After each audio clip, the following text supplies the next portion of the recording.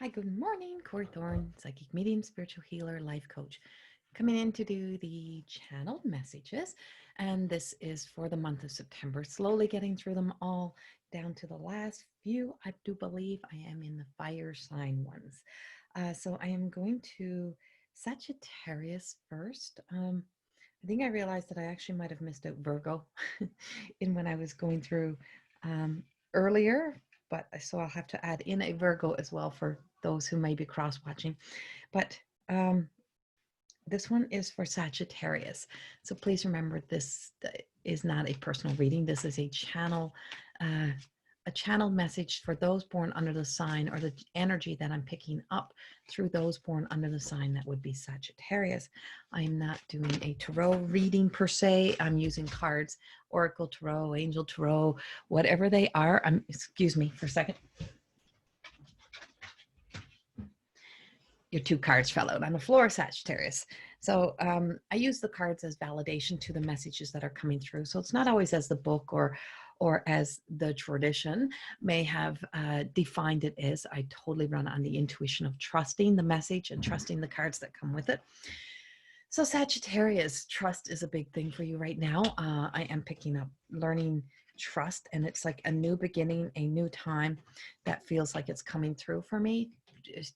Through for you is there's just that part of the transformation that you're undergoing is that you have a recorded system that has been running through you for a long time. And whoever taught you about not trusting, or that you had to be so beyond careful, or that you couldn't trust people. And I just keep looking at, I have this little thing that says hit record on the side of my computer, and I keep it there to remind myself to put the record button on my when it's a must that I record sessions.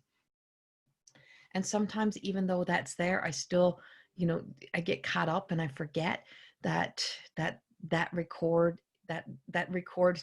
old piece of paper is still there.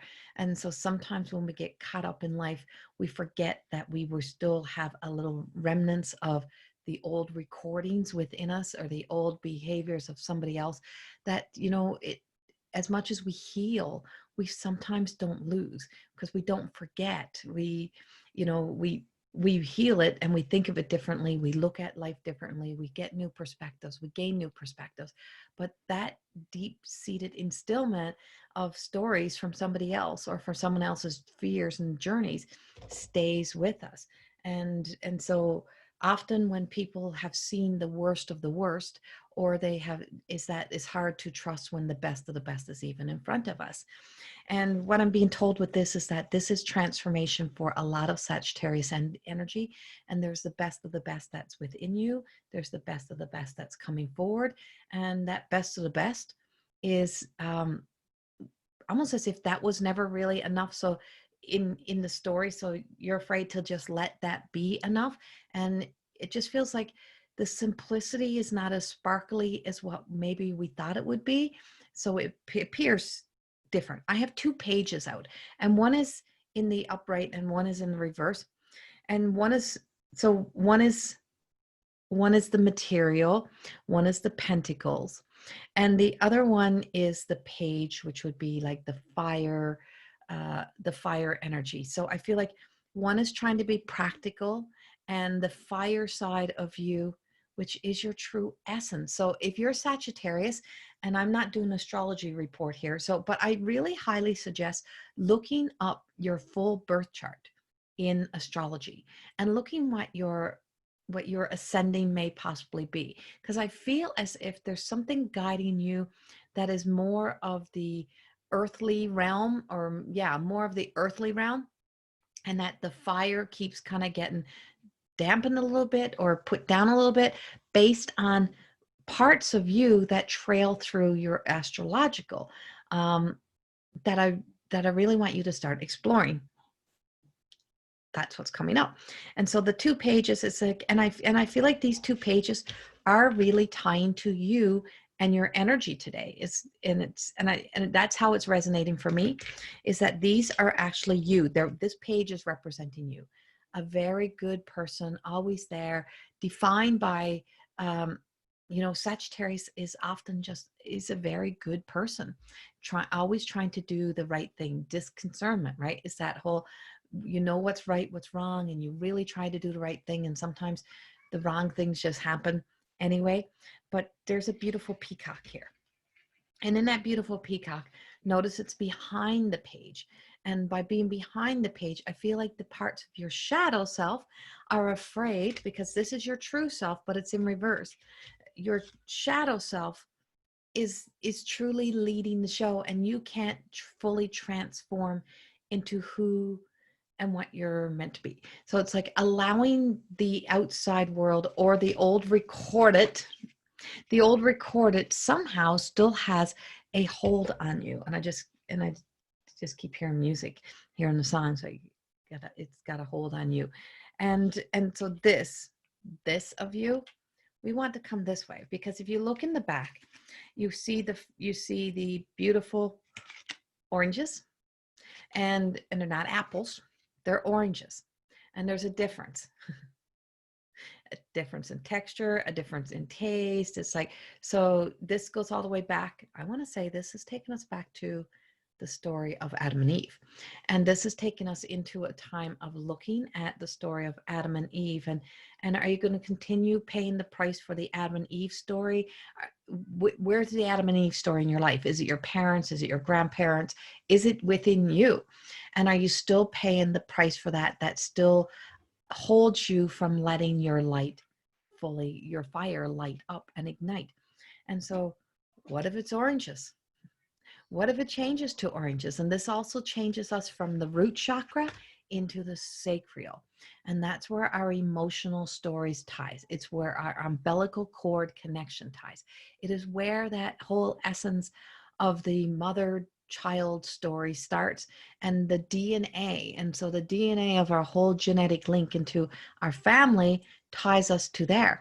And so I really want you to be very aware of moving beyond the apple and moving into the sweetness of the orange, and getting to the sweet spot, or to the original sin story of all of this. And so it's like, why are we constantly trying to be the apple stories instead of the orange stories? And so in the orange, what I'm getting, and in the sacral, I feel like it's time for you to start looking at the positives that you had experienced, the things that were trusting, the things where you've seen the loyalty, the things where you've seen the commitment, the things where you've seen that energy being very alive.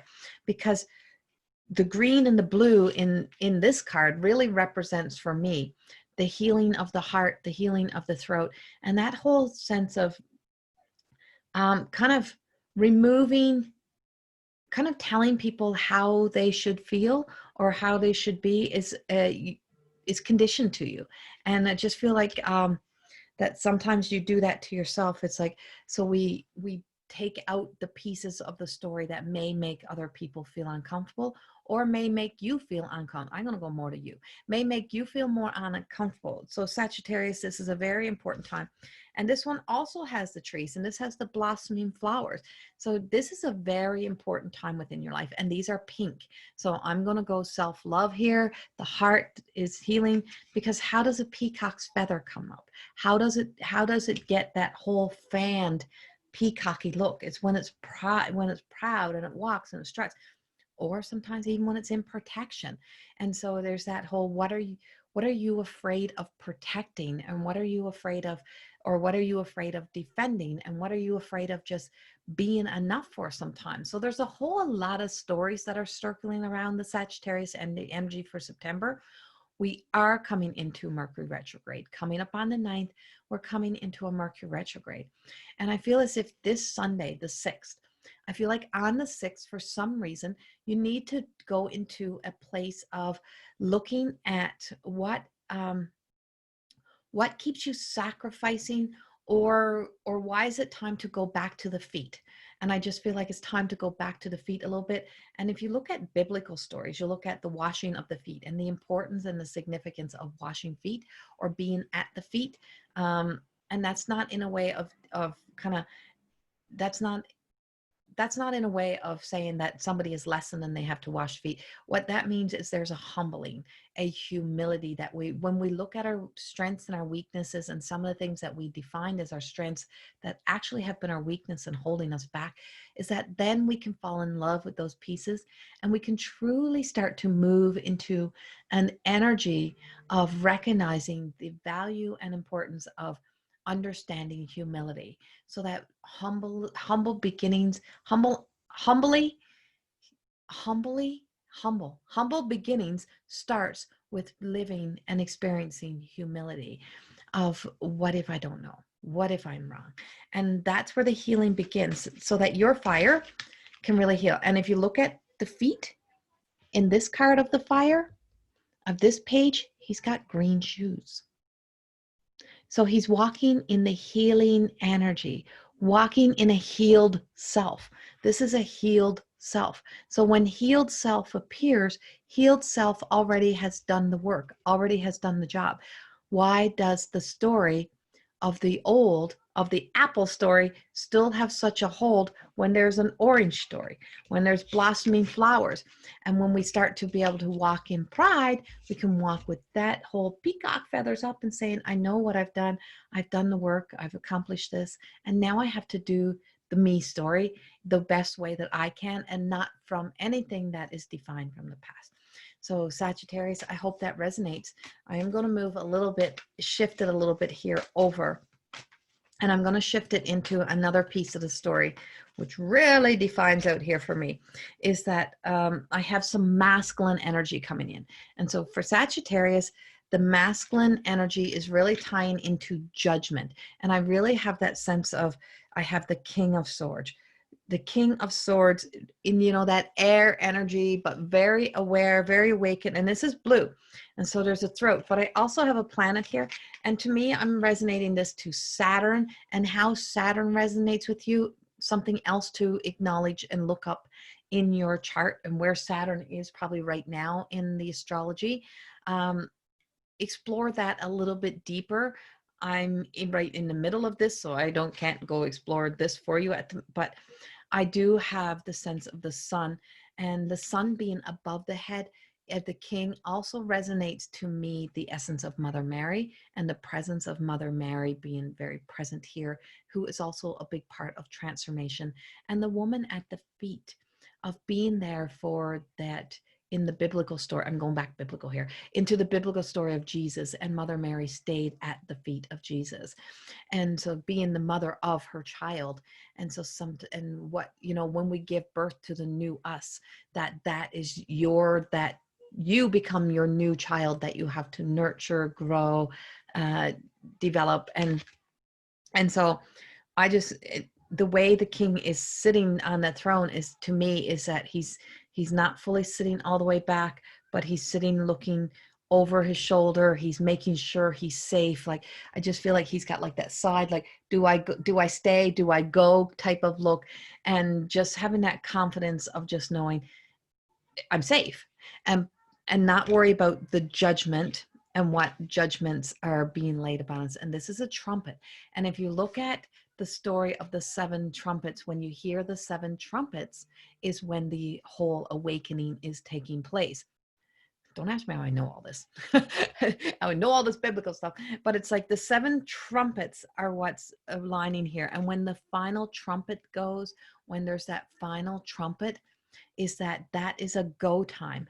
There is they call it the appearance of the Lord Jesus Christ type of energy. Like, it's when walks back on earth again. I'm saying it's a go time.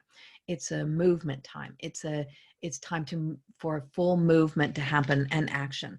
So I'm like, this is not the trumpet of the judgment. This is the trumpet of triumphant. And so there's a big difference. So if you look at it in the trumpet of triumphant over the trumpet of judgment, I feel as if like you're done being judged, it's like we're moving forward. So we're erasing the record. We're erasing the record and just saying, you know what? I know I'll remember because I've heard it enough times, but I'm now hitting a new record button and starting over. And this takes me into, if you look at the judgment, you look behind and you see 2 energies. and they're two naked bodies. And that's the first thing you see. But if you look above that, there's a way more happening. There's way more. You see two more up here, you see two more down here, you see two more. And so this also ties into the constellation of, you know, the seven sisters, the seven of anything, and the power of the seven, and the conviction of the seven. And the seven to me completes that full circle, coming full circle, a full circle moment. And they're raw, they're naked, vulnerable, exposed. Some are shifting and moving out, some are reaching out. And what are we reaching for, and where are we reaching to? And knowing that this golden light is always looking down on us and looking in on us, and we're always being guided. And when we stay in that faith, and so this is a time of staying in faith for you, Sagittarius, that that it may be a bumpy ride, there may be bumpy things, and you're like, what the hell? But it's a blossoming time. There is beautiful pink self-love, self-awareness, but just love in general. Big hearts, big changes, and ultimate levels of forgiveness and awareness and acceptance that is what it is. And take that journey, take this as it may sit with you. I'm not sure where this aligns into the Sagittarius story, but please do your birth chart, look up the astrology of this. I think it's a very important part of the next journey for you. Much, much love, and thank you for being here with me. I'll see you in October. Bye-bye.